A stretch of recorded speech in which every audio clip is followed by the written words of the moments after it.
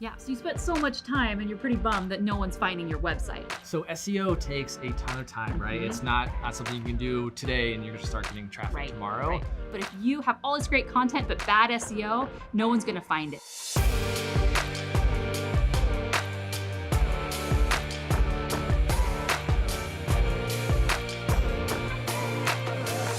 Welcome to the journey. I'm Neely. And I'm Morgan. And today we're talking about how to get traffic to your website. All right, so I've got this website. I've made it all super pretty. It's got cool animations. How do we get traffic to it? Yeah, so you spent so much time and you're pretty bummed that no one's finding your website. Well, the first thing you need to do is you need to put content on your website. So if you don't have articles, if you don't have a reason for people to be continually coming to your website, you need to give them a reason. So start publishing content regularly. Start a blog. It's the easiest thing that you can do. You can post whatever cadence you want, whether it's once a week, twice a week, 3 times a week, 4, 5, 6 times a week. I don't know. You pick what works for you and just start putting content out there. Then people will start finding it and then subscribing and coming back and back again. All right, and as a bonus, we actually dove pretty deep into content creation and content marketing. We'll throw the link right over there. But talking about the cadence in the series, how do we really keep things organized and consistent? The easiest thing you can do is create a content calendar. It's a place where you can put all of your posts, all of your ideas in one place, and then you can see, okay, I need to write these 10 articles and they're gonna post on these days. Perfect, so we have the content created. Content is king. Now, should it just live on the website? What else should we do with that content to build traffic? So the easiest thing that you can do is once you already have tons of content is go publish it everywhere. Everywhere. Everywhere. So for example, if I have a blog post and I took great photographs and it's 5 tips on how to be awesome, you know, I should show the world and other places on YouTube, Pinterest, Twitter, Instagram, hey, maybe I should share some of those 5 tips on those other places because I have followers. There are lots of people out there that don't just follow you on your blog. So you need to get that content out. There's people on Pinterest who don't even know you exist. So you need to make sure that you create a nice little Pinterest banner and it links back to your website because people will be searching and they'll find you and they'll become one of your new followers and readers. I like that. So that's super important. You create a banner for Pinterest and you repurpose that content for Instagram. Don't just copy pasta it everywhere, right? You have to make it for that platform. Yeah. Like Twitter, keep it super simple, super short. Include Instagram, one of the tips. Imagery is everything, especially the 5 photos, right? Make sure it's for that audience because they're there for a reason. Like if I'm on Instagram, I want to see imageries and things like that. I don't want to just see text. Yep. For YouTube, you basically have a script already written with that piece of content. So just get in front of a camera and share those 5 tips and publish to the YouTube world. There it is. And then you put little micro content everywhere else on YouTube and then back to your website. Just repurposed. It's like a circle. Just be everywhere and share. Share it all. All right, so we're repurposing content. We're putting it on social. We're putting it on our website. We're putting it where our followers are. But what we haven't brought up was email marketing. Now, a lot of people say email marketing is dead. Don't use it. It's in the past. Everything's social. What's the value behind email marketing? First and foremost, people who are saying email marketing is dead, no, no, no. Email marketing is still alive and well. The great thing about email marketing, it's really one of the only places where the algorithm, like all these algorithms out there that hide your content and make it so people who are supposedly following you can't find it, you own that list. And so when you send an email, they will see your email. So that's a great way to get your content in front of eyeballs of people who've indicated, like literally they've signed up to follow updates from you. So with email marketing, there's lots of different things that you can do. You can do a newsletter. You can just, anytime a new post, it automatically sends an email to anyone. Whatever you want, just go and get in front of your audience through email. What are some of your favorite newsletters? Like go check your inbox right now and just look. Like you're following businesses and there's a reason. What's a super great point is you don't always read those messages, but you still see that brand constantly. Right? Keeping that awareness going. When they see that email from you, sometimes they're gonna click, they're gonna go back to your website and that's gonna increase traffic to your site. And just to add on to that, we talked about it in earlier videos, not to sell, sell, sell, you wanna tell, tell, tell. And when you're creating your email marketing newsletters, you want to add value, whether it's your blog post or content. Don't always be an offer to buy this because they're going to get just unsubscribed immediately.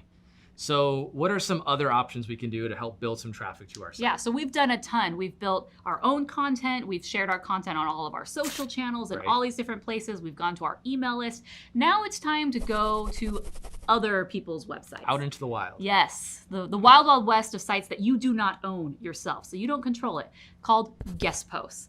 So basically, we know how hard creating content is. It's time consuming, you have to edit it, you have to draft, you have to come up with all these ideas, and you're an expert, and maybe you've already written about the things that you're an expert about so many times over, and your audience knows that, but maybe someone else's audience would benefit from learning from you. So guest blogging is going to someone else, maybe in your niche or a different niche, and saying, hey, I would love to write an article for your audience, here's what I was thinking. And what that does is you create very useful content. And then the most important is that somewhere in your bio or in that article, you have a link back to your website so that these new readers can find you and then go to your website, visit, and follow you from there. Not only that, that also builds backlinks, right? Yep. So that helps your SEO and increases that traffic, which is what this video is about. That's perfect because that ties into SEO. Getting more traffic to your site means appearing on search engines. So if you aren't even appearing on the first page, you're basically dead. No one goes past the first search page of Google or any of the search engines. So you need to work on your SEO, which is your search engine optimization. So that way people, when they're searching for your keywords or your products or services, that you show up and they visit your site. We actually just did a video all about this. You can check it out right here. All the basics of SEO.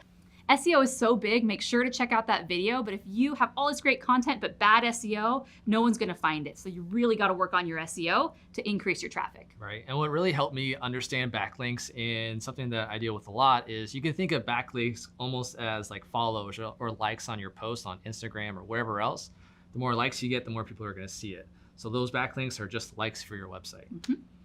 So SEO takes a ton of time, right? It's not something you can do today and you're gonna start getting traffic tomorrow. What are some things that if we need that instant gratification, like I'm a millennial, I need to see it now. What are some things that I can do to get that instant traffic? Yep, like you said, SEO is building a relationship with Google, so it does take time. It's like we're dating Google. We have to take them on all these dates, month after month, week after week. And so it really does take 6 or 12 months to really have very, very strong SEO results if you're consistently putting in the efforts. But if you need traffic now, there are things that you can do right now to get to get the traffic that you need. It's called ads. So ads on search engines are an easy way to have your website pop up at the top of the search results. But the problem with it is that it's pay to play. So if I have a $1,000 ad budget, every time that someone clicks that ad, it gets subtracted from my budget. And eventually, whatever the rate is, when my budget's gone, my website, poof, it no longer appears on the search result. But ads do work. We love Google. That's why we use it every single day, multiple times per day. So people love Google and they do trust the ads. So if you need people to buy your product right now, you might want to look into a PPC campaign to get that traffic. Right, that pay-per-click. And Google's not the only place you can do it. I'm sure you've scrolled on Facebook or on Instagram or Twitter and you've seen the ads there too. Like you need to be where your audience is. Like Google's probably the most relevant because people are searching for those exact terms. So you're gonna get that instant and click. But as far as brand awareness and just random clicks to the site, those social media platforms are probably pretty good too. Speaking of social ads can be very targeted because they know everything about your demographics, what you like, what you don't like. It's a bit scary. All right, so we're doing all these things to build traffic to our website, but how do we know what's working? Analytics. So if you do not have Google Analytics installed on your website, you need to stop and go install it right now because it has so much information about who's visiting your website, when they're visiting your website, how long, what pages they're visiting, when they're leaving.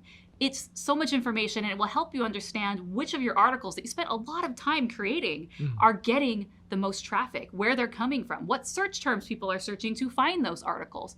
And so you'll be able to see very quickly what are your top performers and what are your duds. And so you can stop working on the things that aren't working and building more content that people are actually searching for. So Google Analytics, you could do a whole video just on that. There's master courses just on Google Analytics.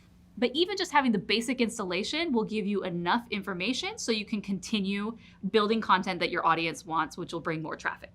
And then to add on that, I'd probably recommend setting up Google Webmaster Tools just so you can see where your organic search traffic's coming from, because you can see search terms, how often people are viewing it, if they're clicking it, things like that kind of piggybacks on that Google Analytics. Yep.